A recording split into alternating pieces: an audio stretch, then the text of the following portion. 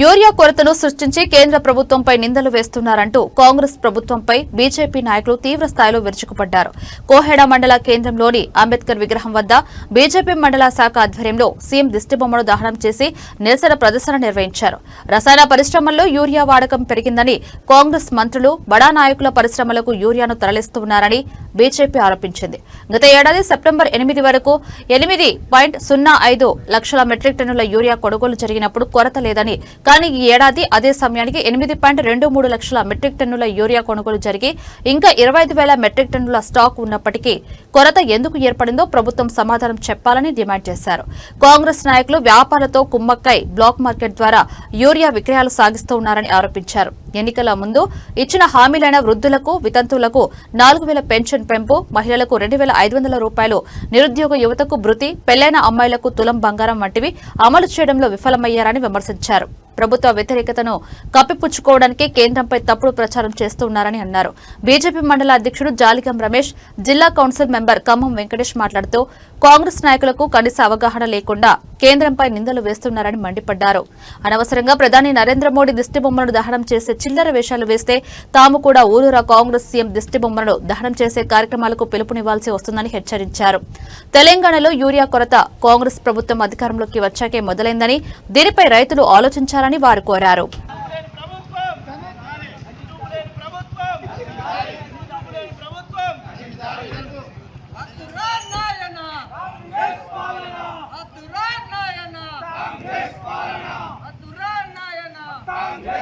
ఏమైంది? 2,500 మహిళలకు ఇస్తున్నారు, అదేమైంది? ముందు గజ్జెప్పుడు కులం బంగారం ఇస్తున్నారు, 1,00,000 రూపాయలు పెళ్ళైకి ఇస్తామన్నారు, అదేమైంది? ఇవన్నీ ఈ మోసపూరిత ప్రకటనలు అనేవి చేయకుండా నిన్న మొన్నటి దాకా పోయి అక్కడ మంత్రులను అడుగుతారు, మాకు ఇంకా ఎక్కువ కావాలని చెప్పని అడుగుతారు. ఆడికెళ్ళి 20,000 మెట్రిక్ టన్నులు కూడా రైళ్లలో పంపుతూ ఉంటారు మా కేంద్ర ప్రభుత్వం. మళ్ళీ కావాలని బీజేపీని బదనాం చేసే ఎత్తుగడ ఏదైతే చేస్తుందో ఈ కాంగ్రెస్ పార్టీ చర్యలు మేము ఖండిస్తాను. నిన్న కూడా మండలంలో ఒక పెద్ద మనిషి, ఆయన ఒక 2-3 సార్లు ప్రజాపతి చేసిన వ్యక్తి మాట్లాడుతూ ఉన్నాడు. నిన్న ఆయన ఊళ్ళోనే 500కు ఒక బత్త యూరియాను బ్లాక్లు అమ్ముకుంటా ఉన్నారు. మరి అది ఎందుకు దొరకబట్టుంది? మీరు కాంగ్రెస్ వాళ్ళు తెలివితేటలుంటే అది దొరకబట్టుంది. గది దొరకబట్టి ప్రజలకు మేలు చేయాలి, రైతులకు మేలు చేయాలి. కానీ ఈ చిల్లర వేషాలు వేసుకుంటా అన్ని అబద్ధాలు ఎందుకు చెప్తారని చెప్పని మేము భారతీయ జనతా పార్టీ తరఫున కాంగ్రెస్ అడుగుతూ, ఇప్పటికైనా వాస్తవాలు రైతాంగానికి చెప్పాలి, వాస్తవాలు ప్రజలు చెప్పాలని చెప్పని కోరుకుంటూ, ఇట్లాంటి చిల్లర మొల్లర మాటలు భారతీయ జనతా పార్టీ మీద, నరేంద్ర మోడీ మీద, మా అధ్యక్షుడి మీద, లేకపోతే మా బండి సంజయ్ గారి మీద మాట్లాడితే మిమ్మల్ని గ్రామాలలో తిరగకుండా ప్రతి గ్రామంలో మీ కాంగ్రెస్ ప్రభుత్వం రేవంత్ రెడ్డి గారి దిష్టిబొమ్మలు దహనం చేస్తామని చెప్పని హెచ్చరిస్తూ, ఇప్పటికైనా మీరు వాస్తవాలు రైతాంగాన్ని చెప్పాలి. ఈరోజు కూడా రెండు లారీలు మన కోడా మండలంకి వచ్చాయని అగ్రికల్చర్ డిపార్ట్మెంట్ వారు చెప్తా ఉన్నారు. రైతాంగాన్ని ఎందుకు కొరత తీసుకొస్తున్నారు? మీరు అధికారంలో ఉన్నారని చెప్పని మీ ఇష్టం ఉన్న వాళ్ళకి ఇచ్చుకుంటురా, ఏందా అది ఇష్టంగా తెలియాలి ప్రజలకని చెప్పని ఈ సందర్భం.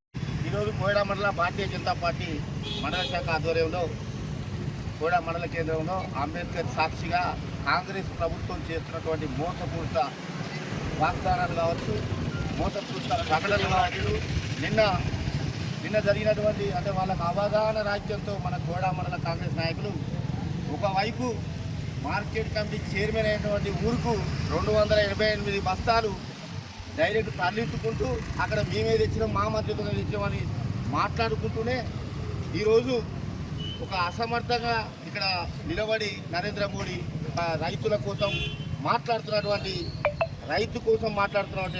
రైతు ప్రభుత్వం ఉన్నటువంటి కేంద్ర ప్రభుత్వాన్ని బదనాం చేసేటువంటి చర్యకు నిరసనగా, అట్లాగే 420 హామీలు అక్కగాని మొత్తం ప్రజలను మోసపూరితంగా చేసి అధికారంలో గద్దెనెక్కినటువంటి ఈ రేవంత్ రెడ్డి ప్రభుత్వాన్ని ఆయన ప్రజలకు ఏదైతే వాగ్దానం ఇచ్చి మోసం చేసిండో వాటన్నిటికీ నిరసనగా ఈరోజు ఇక్కడ ఆయన దిష్టిబొమ్మను కూడా ప్రభుత్వ దిష్టిబొమ్మను ఆయన దిష్టిబొమ్మను దానం చేస్తూ మేము నిరసన తెలియజేస్తూ మేము ఒకటే సూచిస్తున్నాం. ఇక్కడ ఉన్నటువంటి మండల నాయకులకు రామచంద్రాపూర్లో రైతులకు ఈరోజు యూరియా వస్తున్నాయని చెప్పని మేము ఆందోళన చేపడితే ఆ రైతులకు ఇవ్వడానికి వాళ్లకు మనసొప్పది.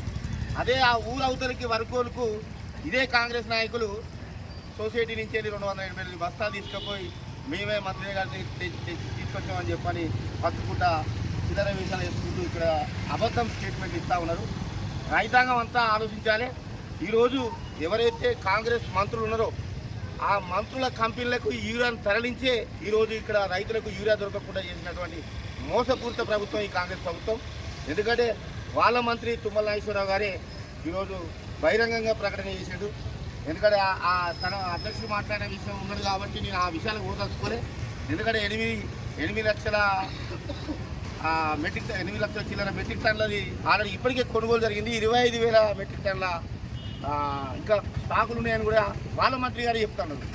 మరి కొరత ఇప్పటికి తీసుకోవాల్సినటువంటి స్టాక్ అంటే వానాకాలం పంటకు సరిపోయే స్టాక్ అంటే ఎక్కువనే కొనుగోలు జరిగిందని చెప్పని ఒక దిక్కు మంత్రి చెప్తా ఉంటే మరి ఈ రైతులకు దొరకకుండా ఈ కృత్రిమ కొరత ఎందుకు ఏర్పడుతుందో ఒకసారి రైతాంగం ఒకసారి ఆలోచించాలి.